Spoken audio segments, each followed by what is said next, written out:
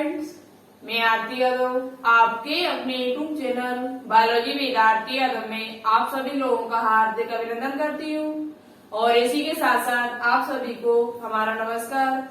तो जैसा कि आप सभी स्टूडेंट्स को मालूम है, आपकी सुबह नाश्ते के रूम में इस टाइम एक क्लास चल रही है जिसमें हम आपको टॉप 1000 क्वेश्चन सॉल्व करा रहे हैं। ऐसे क्वेश्चन सॉल्व करा रहे हैं जो आपके एग्जाम में आपको जरूरी हेल्प करेंगे।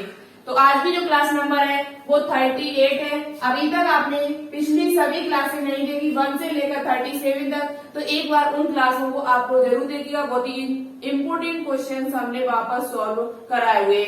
इस क्लास में हम आपको टॉप 1000 क्वेश्चन की जो सीरीज हमारी चल रही है उसमें हम आपको 663 क्वेश्चन सॉल्व करा चुकी है। 663 क्वेश्चन सॉल्व करा चुकी हूँ। तो ये क्वेश्चन अभी तक आपने नहीं देखे तो एक बार उनको जरूर देखिएगा।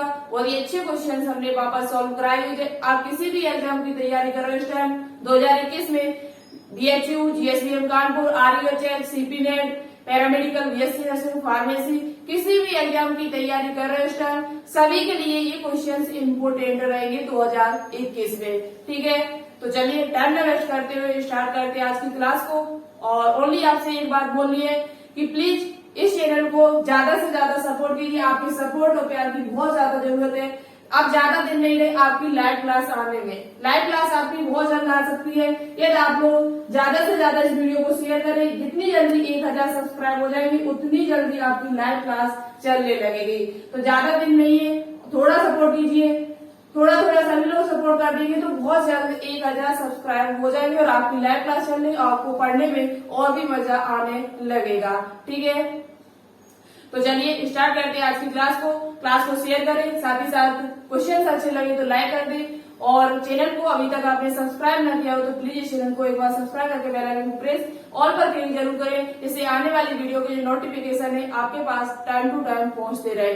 कल हमने शाम की टाइम एक वीडियो डाली थी सीपी नेट के संबंध में। सीपी नेट एग्जाम यदि आप पास कर लेते हो, क्रैक कर लेते हो तो कौन कौन से कोर्स आपको वहां पर मिलेंगे, कौन कौन से सीपी नेट में कोर्स कर सकते हो और कितनी साल का होता है, कितनी सीटें होती है, ये सभी जानकारी हमने उस वीडियो में दी हुई है। और कोई भी क्वेश्चन आपका सीपी नेट से संबंधित है, सभी पैरामेडिकल से संबंधित, आप लोग इस वीडियो के कमेंट बॉक्स में, नहीं तो कल जो वीडियो हमने शाम को डाली उस वीडियो के कमेंट बॉक्स में कमेंट करके लिख सकते हो। उसका जवाब आपको नेक्स्ट वीडियो में जरूर मिलेगा। ठीक है, तो चलिए अब क्लास को स्टार्ट करते हैं। तो देखो क्वेश्चन नंबर 664।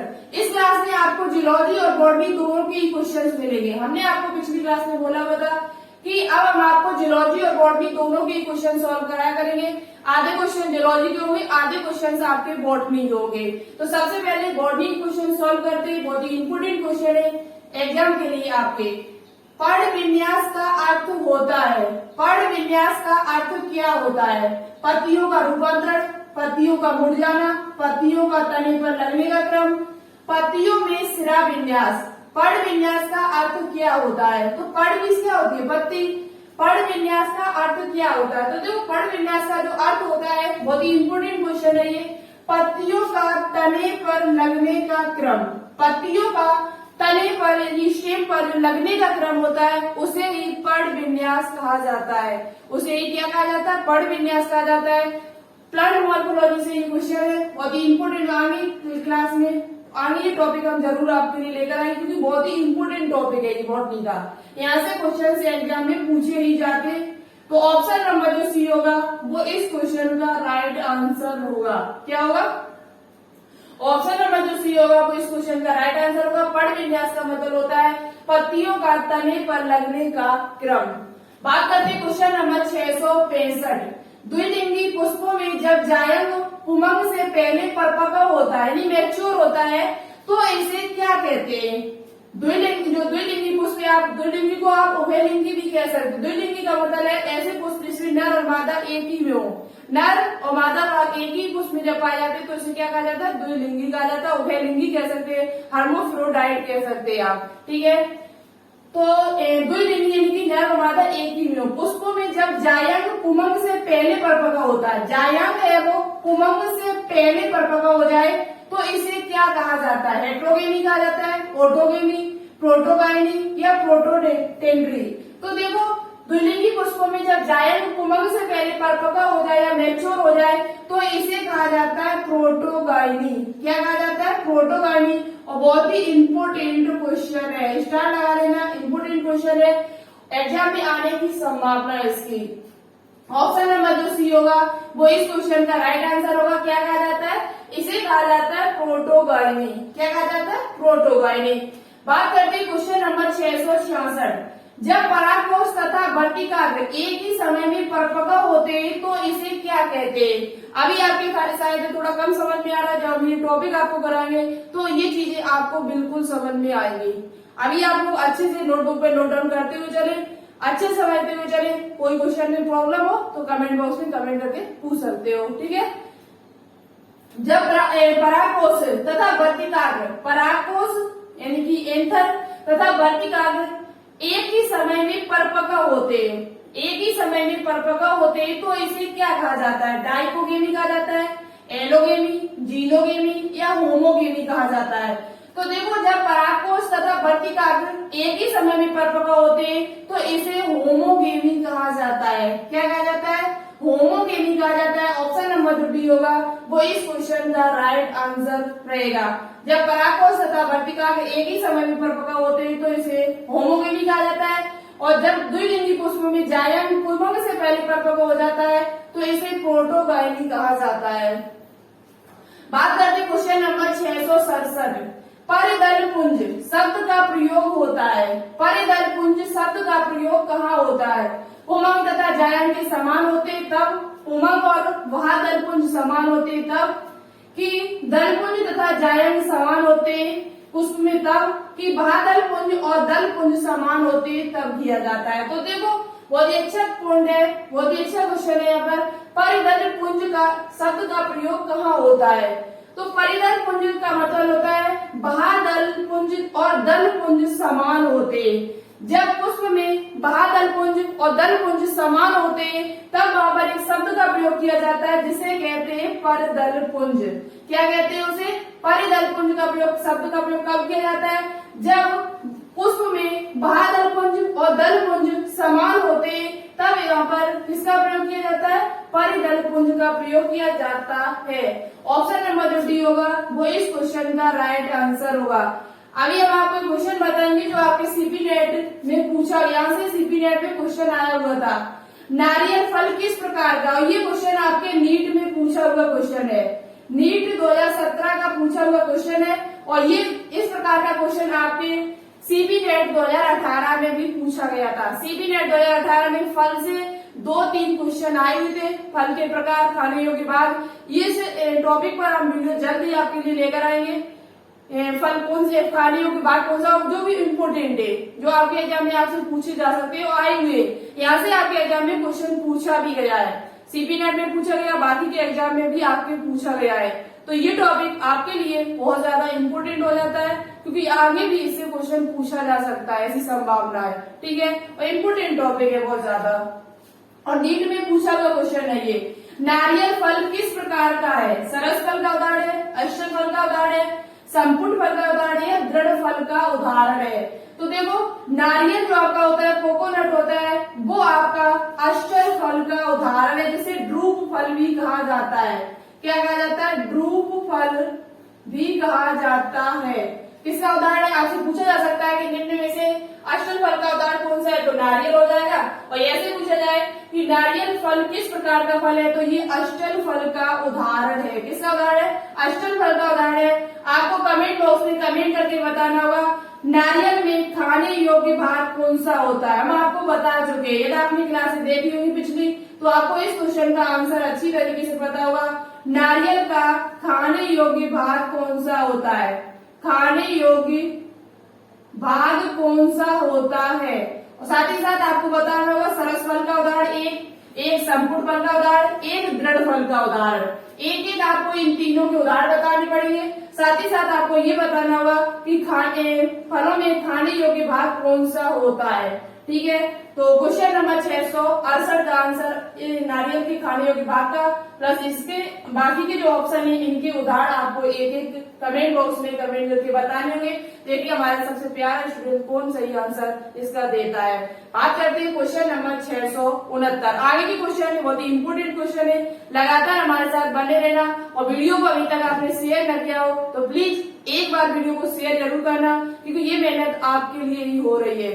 ठीक है, वीडियो को अच्छी लाइक ना किया तो लाइक जरूर करें। ठीक है, तो चलिए बात करते हैं क्वेश्चन नंबर 669।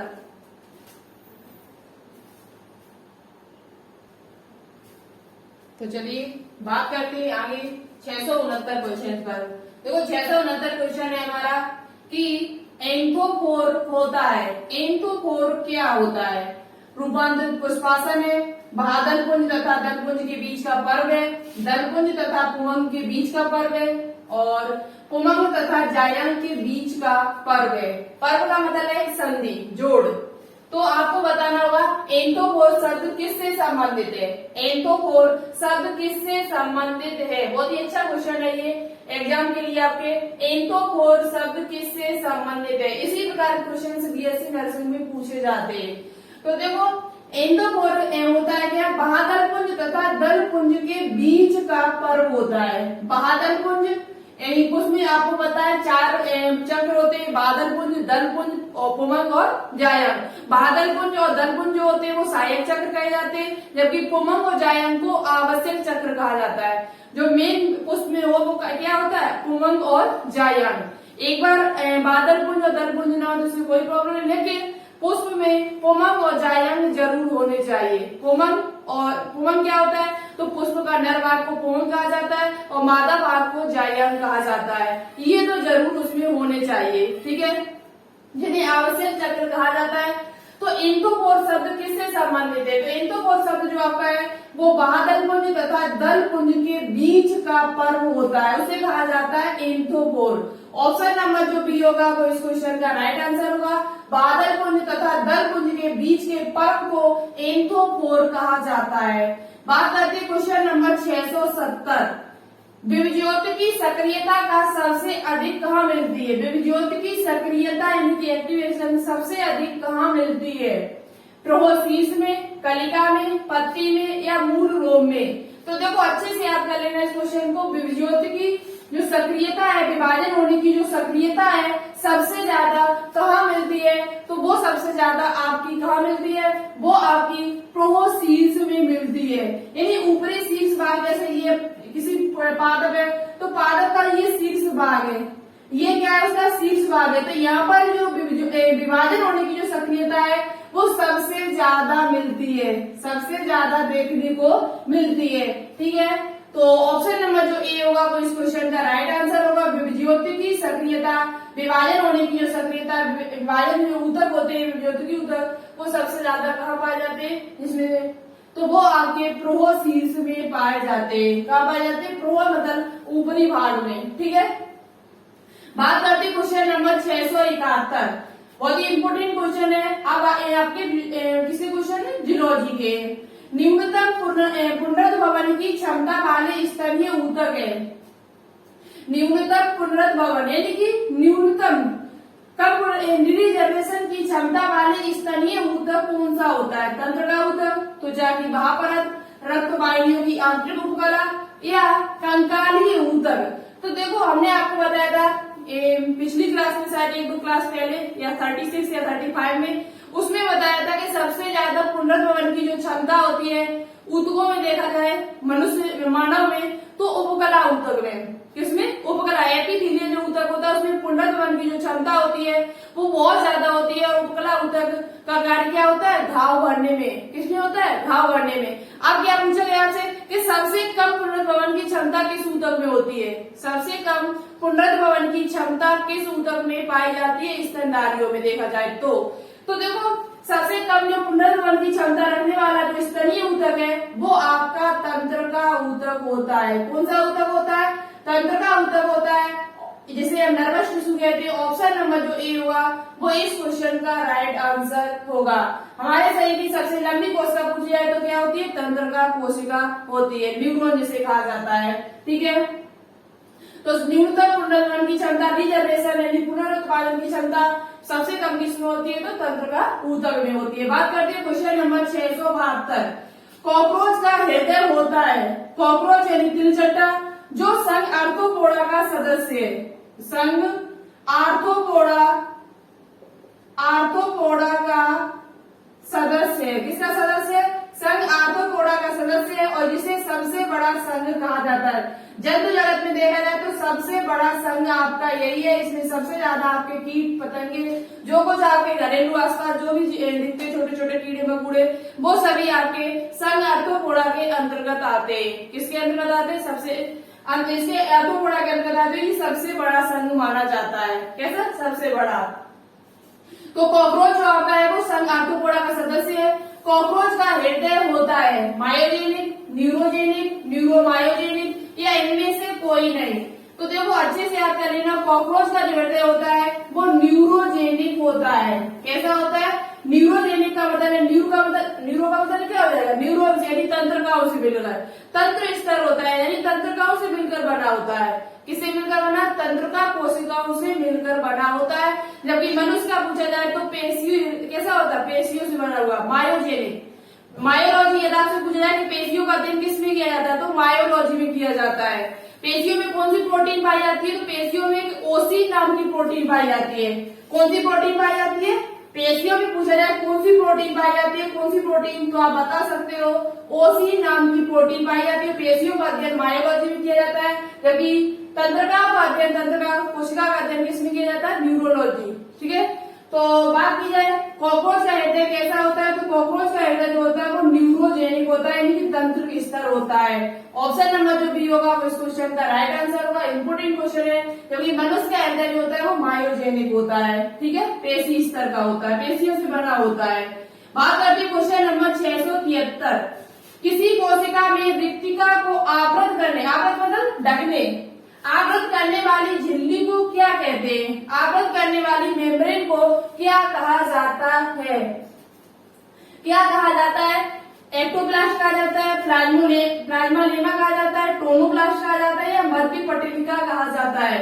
तो किसी कोशिका में रिक्तिका, रिक्तिका मतलब कि वैक्यूल, जैसे कि आपका अमीबा हुआ, पैरामीशियम हुआ, वहां पर रिक्तिका का काम होता है खाद्य संचय करना, भोजन को कलेक्ट करना, ये रिक्तिका का काम होता है। किसमें? आवृतबीजी, यानी सॉरी आवृतबीजी नहीं, जो आपके एक कोशिकीय होते, अमीबा हुआ, पैरामीशियम हुआ, यूलिना हुआ, जो आपके प्रोटोजोआ के अंतर्गत आते हैं, इनमें रिक्तिका जो होती है वो खाद्य संचय करने में सहायक होती है, यानी भोजन को कलेक्ट करने में सहायक होती है। तो आपसे क्या पूछा गया? किसी कोशिका में रिक्तिका को आवृत करने, मतलब रिक्तिका के चारों तरफ जो झिल्ली पाई जाती है, बाहरी झिल्ली पाई जाती है, उसे क्या कहा जाता है? तो उसे कहा जाता है टीनोप्लास्ट। क्या कहा जाता है? टीनोप्लास्ट कहा जाता है। ऑप्शन नंबर जो सी होगा वो इस क्वेश्चन का राइट आंसर होगा। क्या कहा जाता है? टीनोप्लास्ट कहा जाता है। इंपोर्टेंट क्वेश्चन है, अच्छे से याद कर लेना। बात करते हैं क्वेश्चन नंबर 674। दांतों के किस भाग में इनेमल की परत चढ़ी होती है? दांतों के किस भाग में? देखो दांत को 3 भागों में बांटा जाता है। किसी भी दांत, जो हमारे मनुष्य के जो दांत होते हैं उनको 3 भागों में बांटा जाता है। सबसे पहले आपका क्या आता है? सबसे ऊपर जो भाग होता है उसे क्या कहते हैं? एक भाग होता है शिखर, ऊपर के भाग को शिखर कहा जाता है। क्या कहा जाता है? शिखर। फिर उसके बाद जो भाग होता है, उसे एक ग्रीवा कहा जाता है, और नीचे जो जड़ होती है उसे क्या कहा जाता है? जड़ भाग कहा जाता है। ठीक है, थोड़ा सही से नहीं बना है, इस प्रकार से आप बना लीजिए। देखो ये ऊपर का भाग होगा वो शिखर होगा, बीच वाला जो भाग होगा वो ग्रीवा होगी, और नीचे जो मसूड़े में जो भाग धसा हुआ होता है, मसूड़ों के अंदर जो भाग धसा हुआ होता है उसे कहा जाता है जड़। क्या कहा जाता है? जड़। ठीक है, तो ये हमारा शिखर होता है। क्या होता है? शिखर। यानी कि जो मसूड़ों से बाहर जो आपको भाग दिखाई दे रहा है, ऊपर निकला हुआ जो भाग दिखाई दे रहा है, ये हमारा होता है शिखर भाग। क्या होता है? शिखर। तो देखो दांतों में किस भाग में इनेमल की परत चढ़ी होती है? इनेमल एक बहुत ही कठोर पदार्थ है, तो ये आपके शिखर भाग में चढ़ी होती है। ऊपरी भाग जो होता है दांत का, सबसे जो आपको बाहरी दांत जो दिखाई दे रहा है, उसमें आपकी किसकी परत चढ़ी होती है? इनेमल की परत चढ़ी होती है। तो ऑप्शन नंबर जो सी होगा वो इस क्वेश्चन का राइट आंसर होगा। दांतों के किस भाग में इनेमल की परत चढ़ी होती है रहती है? तो वो आपके शिखर भाग में चढ़ी रहती है। 674 कंप्लीट हुए। आज हम आपको लगभग 680 क्वेश्चन कंप्लीट करा बता दूंगी। तो चलिए बात करते हैं क्वेश्चन नंबर 675।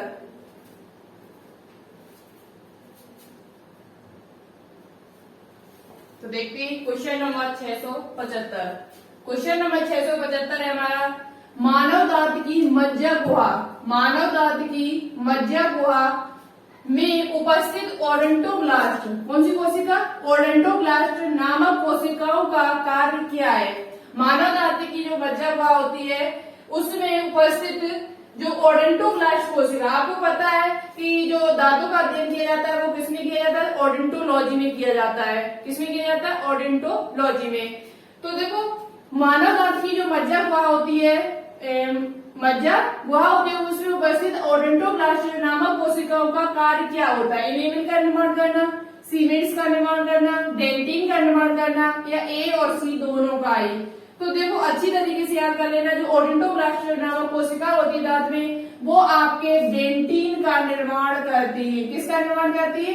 डेंटिन का निर्माण करती है। और आपसे पूछा जाए कि दांत का प्रमुख भाग क्या होता है, एक क्वेश्चन यहाँ से और बन रहा आपका कि दांत का प्रमुख भाग क्या होता है? दांत के प्रमुख भाग को क्या कहा जाता है? तो दांत के प्रमुख भाग को डेंटिन ही कहा जाता है।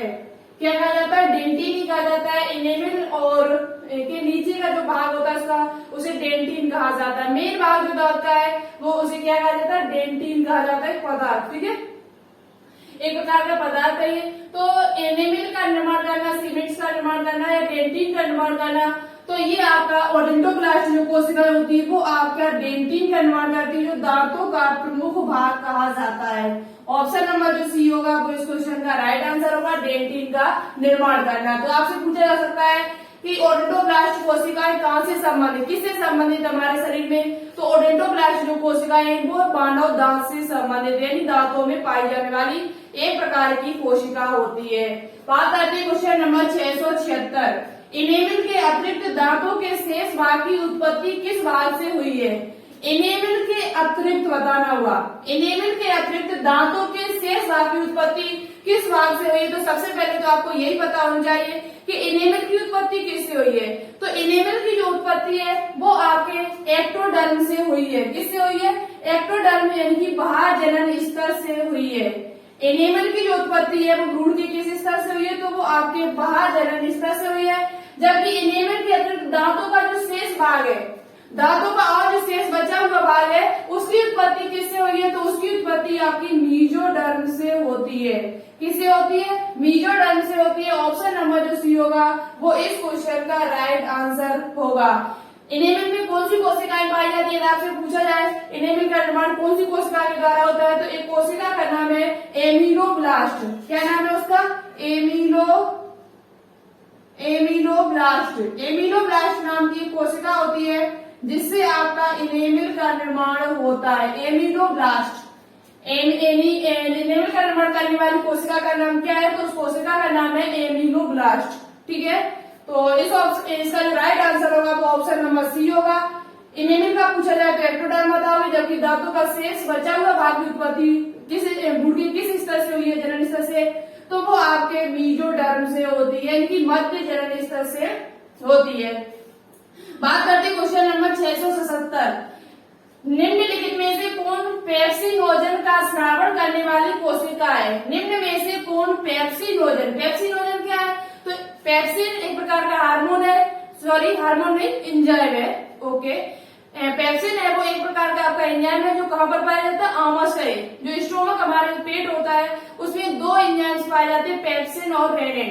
पेप्सिन का काम क्या होता है? प्रोटीन का पाचन करना, जबकि रेनिन का काम क्या होता है? दूध को पचाने में सहायक होती है। दूध को पचाने में जो सहायक जो एंजाइम है वो आपका कौन सा होता है? रेनिन होता है। कौन सा होता है? रेनिन। तो प्रोटीन को पचाने में एक एंजाइम सहायक होता है जिसे कहा जाता है पेप्सिन। और यहाँ आपसे पूछा गया है कि निम्नलिखित में से पेप्सिनोजन का स्रावण करने वाली कोशिका कौन सी? पेप्सिन एंजाइम का स्रावण करने वाली कोशिका कौन सी होती है? तो देखो आपको पहले से पता है आमाशय जो होता है, आमाशय जो होता है उसमें एक ग्रंथि पाई जाती है जिसे कहा जाता है जठर ग्रंथि। क्या कहा जाता है? एक प्रकार की ग्रंथि है जिसे जठर ग्रंथि कहा जाता है।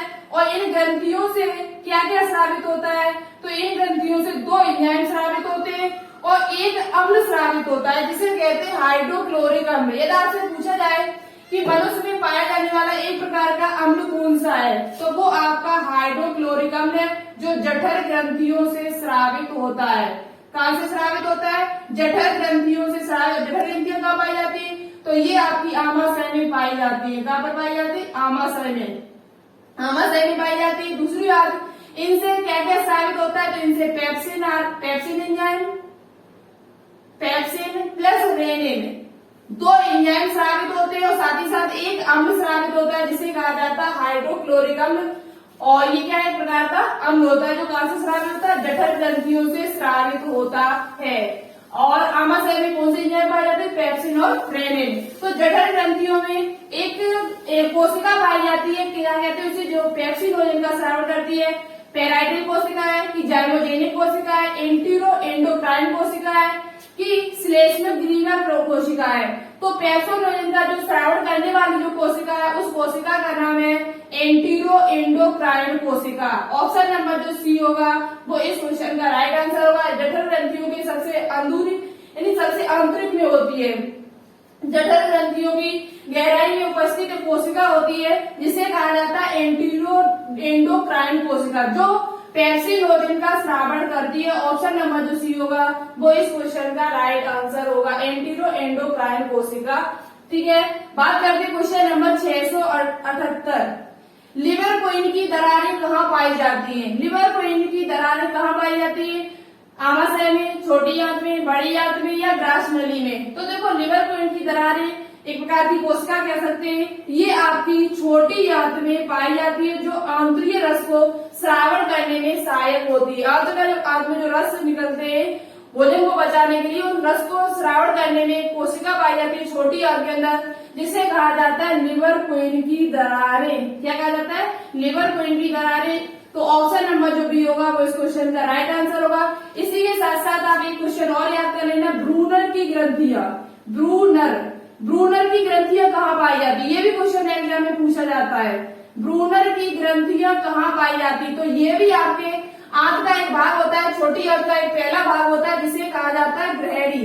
क्या कहा जाता है? ग्रहणी आंत का सबसे पहला भाग होता है। इसी में आपकी ब्रूनर की ग्रंथियां पाई जाती है।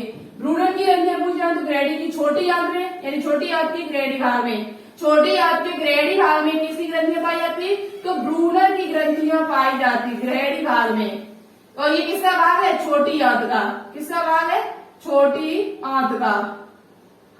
अब बात की जाए लिवर कोइन की दरारें कहाँ पाई जाती है, तो ये भी आपकी छोटी आंत में पाई जाती है जो आंतरीय रस को श्रावण करती है। आंत में जो रस निकलता है उसको रस को श्रावण करने में सहायक होती है। बात करते हैं क्वेश्चन नंबर 679, आज का लास्ट क्वेश्चन है ये। स्टेंसन की नलिकाएं व बार्टन की नलिकाएं किससे संबंधित है? अग्नाशय से, लाल ग्रंथियों से, यकृत में या आंत से? इस क्वेश्चन का आंसर आपको कमेंट बॉक्स में कमेंट करके बताना होगा। ये क्वेश्चन आपके लिए होमवर्क में है। इस क्वेश्चन का आंसर आपको बताना होगा। 679 क्वेश्चन आज हमने आपकी कंप्लीट किए। कल हम चलेंगे 680 से। कल आपके 680 क्वेश्चन कंप्लीट हो जाएंगे। तो आपको बताना होगा स्टेंसन की नलिकाएं व बार्टन की नलिकाएं किससे संबंधित है? अग्नाशय से, लाल ग्रंथियों से, यकृत से या आंत से? देखिए हमारा कौन प्यारा स्टूडेंट जिसका राइट और अच्छा बहुत ही अच्छी तरीके से आंसर देता है और डिटेल से थोड़ा बताना, इसके बारे में जो भी बताए वो डिटेल से बताए जिससे आपके और भी क्वेश्चन यहाँ से तैयार हो सके। किससे संबंधित है, कहाँ से निकलती है, बहुत ही डिटेल से आपको बताना होगा। और बाकी के जो पीछे हमने जो क्वेश्चन पूछे उनका भी आंसर आपको कमेंट बॉक्स में कमेंट करके बताना होगा। देखिए सबसे अच्छा और सबसे राइट आंसर कौन देता है, जो सबसे अच्छा सबसे राइट आंसर देगा उनके नाम हम नेक्स्ट वीडियो में लेकर जरूर आएंगे। तो आज के क्वेश्चन आपको कैसे लगे कमेंट बॉक्स में कमेंट करके जरूर बताएं। कोई प्रॉब्लम हो तो उसे भी आप कमेंट बॉक्स में कमेंट करके लिख सकते हो। सीबी नेट से संबंधित कोई क्वेश्चन पूछना तो वो भी आप इस वीडियो के कमेंट बॉक्स में कमेंट करके लिख सकते हो, उसका जवाब आपको जल्द ही मिलेगा। ठीक है, तो अभी तक आपने इस क्लास को लाइक न किया हो तो प्लीज एक बार लाइक जरूर कीजिएगा, क्योंकि ये मेहनत आपके लिए और आपका फर्ज बनता है, ड्यूटी आपकी वीडियो को लाइक करना, शेयर करना, और ज्यादा से ज्यादा शेयर करोगे तो उतना ही लाभ आपको ही होगा। और यदि आपने इस चैनल को सब्सक्राइब न किया अभी तक तो इस चैनल को एक बार सब्सक्राइब जरूर कर लें। सब्सक्राइब करने के साथ साथ बेल आइकन को प्रेस ऑल पर क्लिक कर लें। तो मिलते हैं फिर नेक्स्ट वीडियो में शाम के टाइम संग एनिलिडा के साथ। एनिलिडा आज हम आपको टॉपिक कराएंगे शाम की बायोलॉजी जो क्लास चलती है उसमें आपका फाइलम एनिलिडा आज टॉपिक होगा, तो उस क्लास को आप लोग बिल्कुल भी देखना न भूलेगा। ओके, थैंक्स, जय हिंद, जय भारत।